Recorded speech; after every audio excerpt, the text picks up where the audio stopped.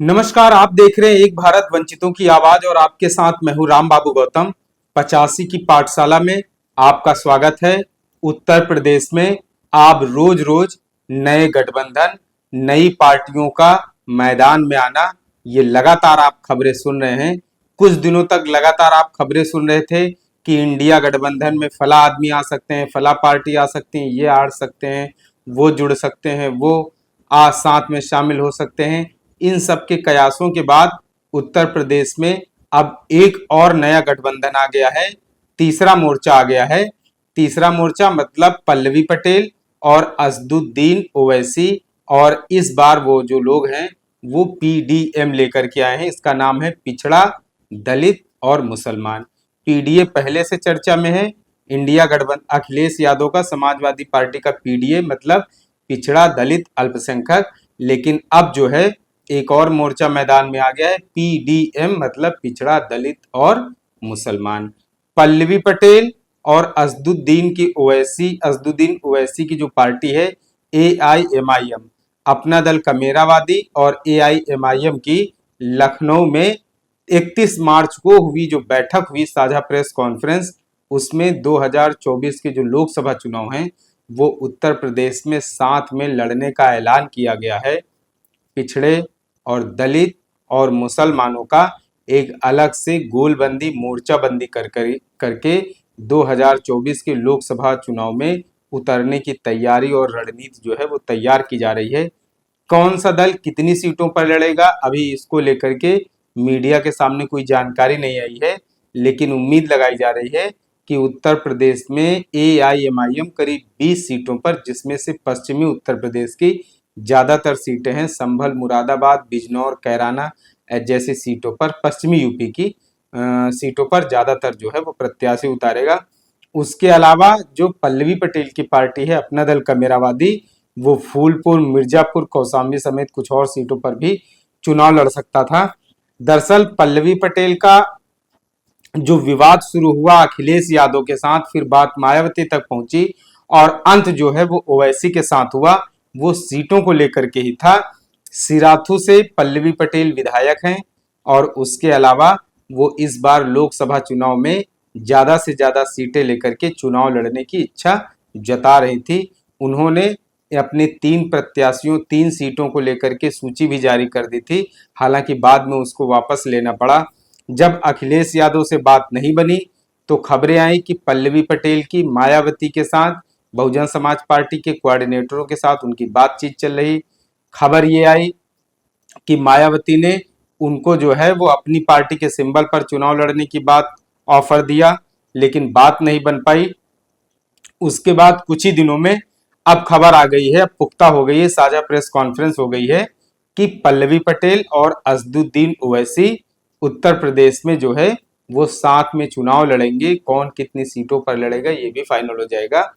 लेकिन अब सबसे मेन चीज ये है कि जो पल्लवी पटेल और ओवैसी ने मिलकर के पीडीएम, पिछड़ा, दलित, मुसलमान बनाया है, ये इंडिया गठबंधन से, बीजेपी से टकराएगा या इंडिया गठबंधन से टक्कर लेगा, किसका खेल खराब करेगा, फायदेमंद किसके लिए होगा, नुकसानदेह किसके लिए होगा। अभी जो खबरें चल रही हैं वो ये है कि पीडीएम बनाने से, पल्लवी पटेल के और ओवैसी के एक साथ आने से, इसमें जो है वो पिछड़े वर्ग के जो वोट हैं और इसके अलावा मुस्लिम वोट हैं, इनका बिखराव बहुत ज्यादा होगा और इस बिखराव से कहीं ना कहीं जो है वो इंडिया गठबंधन को नुकसान हो सकता है और भाजपा को इसका फायदा मिल सकता है। ये तो आम चर्चा की बातें हो गई, लेकिन इस बार एक ये भी लहर चल रही है। दो तरह की जो लहरें चल रही, एक है सत्ता के साथ वाली और दूसरी लहर है सत्ता के खिलाफ वाली।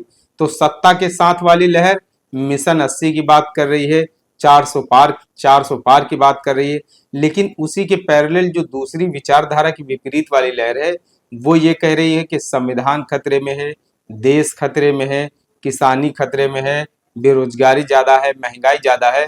तो चुनाव एक तरीके से उत्तर प्रदेश में दो सीधे सीधे ध्रुवों में बट रहा था, लेकिन अब उसके बाद एक और मोर्चा आने से कहीं न कहीं जो है वो हलचल तेज हो गई है।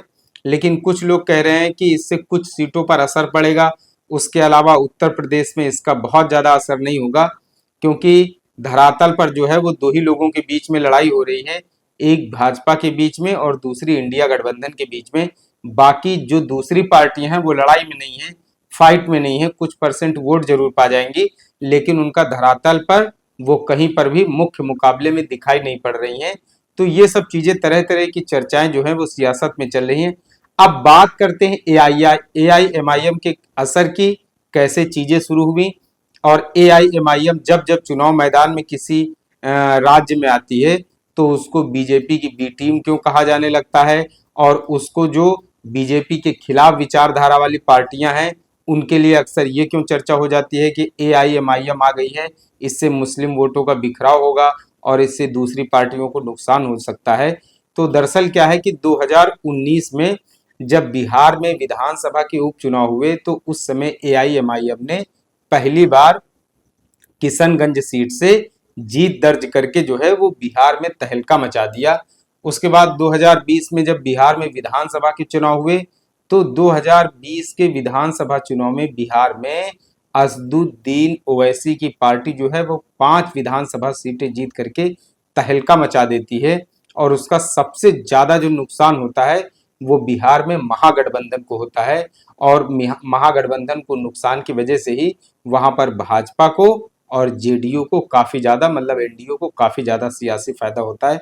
तो असदुद्दीन ओवैसी की जो पार्टी एआईएमआईएम 2019 में बिहार में दस्तक देती है और 2020 के विधानसभा चुनाव में बहुत बड़ी संख्या के साथ 5 सीटें लेकर के विधानसभा में दमदार उपस्थिति अपनी दर्ज कराती है। 2019 में महाराष्ट्र में वंचित बहुजन अगाड़ी मतलब वीबीए के जो अध्यक्ष हैं प्रकाश अंबेडकर, जो कि बाबा साहब के पोते हैं, उनके साथ 2019 में एआईएमआईएम ने लोकसभा चुनाव के समय गठबंधन किया और वहां पर औरंगाबाद एक सीट है महाराष्ट्र में, वहां से एआईएमआईएम का एक सांसद जो है वो जीत के आया, उनका नाम था इम्तियाज जलील। इसके अलावा असदुद्दीन ओवैसी लगातार 2004, 2009, 2014, 2019 मतलब लगातार 20 साल से हैदराबाद लोकसभा क्षेत्र से सांसद हैं वो, जो कि तेलंगाना की राजधानी है। तो इन सब के अलावा जो असदुद्दीन ओवैसी की पार्टी है वो लगातार जो है वो कई राज्यों में अपना असर, अपना प्रभाव धीरे धीरे छोड़ रही है। इसीलिए जैसे ही वो किसी राज्य में चुनाव लड़ने के लिए आते हैं तो सबसे पहले ये जो है सियासी सुगबुगाहट शुरू हो जाती है कि वो भाजपा के खिलाफ जो दल लड़ रहे हैं उनको बड़ा नुकसान पहुंचा सकते हैं, क्योंकि मुस्लिम वोट जो है वो एक जगह बल्क में जाता है। ऐसी धारणा है कि जहां पर भाजपा को जो प्रत्याशी हरा होता है या फिर भाजपा के खिलाफ जो मजबूत पार्टी होती है, मजबूत विपक्ष होता है, उसके साथ मुस्लिम जो है वो जुड़ जाते हैं, उनको वोट देते हैं। तो ऐसे में सबसे ज्यादा जो नुकसान होता है वो उसी दल को होता है जो भाजपा के खिलाफ मुख्य मुकाबले में लड़ रहा होता है। लेकिन उत्तर प्रदेश के समीकरण, उत्तर प्रदेश की सिनेरियो कुछ दूसरे तरीके के हैं। यहाँ पर 2 बार जो विधानसभा के चुनाव हुए हैं 2017 में, 2022 में, एआईएमआईएम ने दोनों बार विधानसभा के चुनाव लड़े, लेकिन कोई बहुत ज्यादा जो है वो असर नहीं छोड़ पाई। 2017 में जब उत्तर प्रदेश में विधानसभा के चुनाव हो रहे थे तो एआईएमआईएम ने करीब 38 सीटों पर अपने प्रत्याशी उतारे और उसमें से सिर्फ एक सीट संभल पर एक प्रत्याशी ठीक ठाक लड़ा था और बाकी की 37 सीटों पर जो है एआईएमआईएम के प्रत्याशियों की जमानत जब्त हो गई। उसके अलावा 2022 के विधानसभा चुनाव में करीब 103 सीटों पर प्रत्याशी उतारे गए और उसमें से 103 सीटों पर एक बड़े मशहूर नेता हैं शाह आलम उर्फ गुड्डू जमाली। इन्होंने 2022 में आजमगढ़ की मुबारकपुर सीट से चुनाव लड़ा था। काफी चर्चित हस्ती हैं इस समय, पहले बसपा में थे, फिर समाजवादी पार्टी में इस समय आ गए हैं, अब वो इस समय एमएलसी हैं। तो शाह आलम उर्फ गुड्डू जमाली, इन्होंने जो है वो 2022 में एआईएमआईएम से जो है वो चुनाव लड़ा था, हालांकि वो जीत नहीं पाए।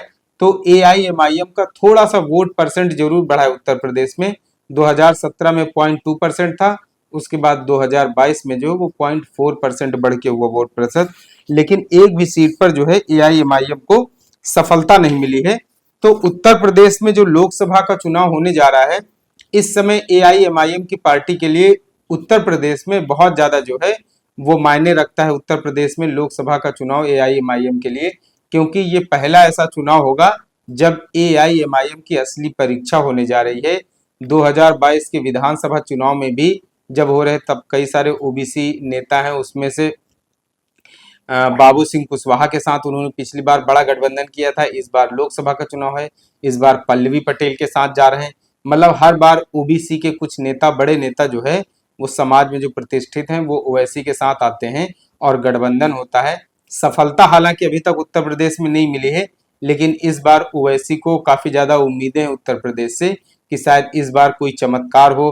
हालांकि वो बार बार जो है वो मुरादाबाद में सपा के प्रत्याशी बदले जाने का, रामपुर में उन्होंने प्रेस कॉन्फ्रेंस में भी मुद्दा उठाया, तो कहीं न कहीं वो है जो है वो मुस्लिम मतदाताओं के बीच में अपनी पैठ बनाने की कोशिश कर रहे हैं और दूसरी पार्टियों की तरफ से मुस्लिम वोटरों के बीच में कई सारे मुद्दों को उठा करके उनके बीच में जो है एक कहीं न कहीं जगह बनाने की कोशिश जारी है।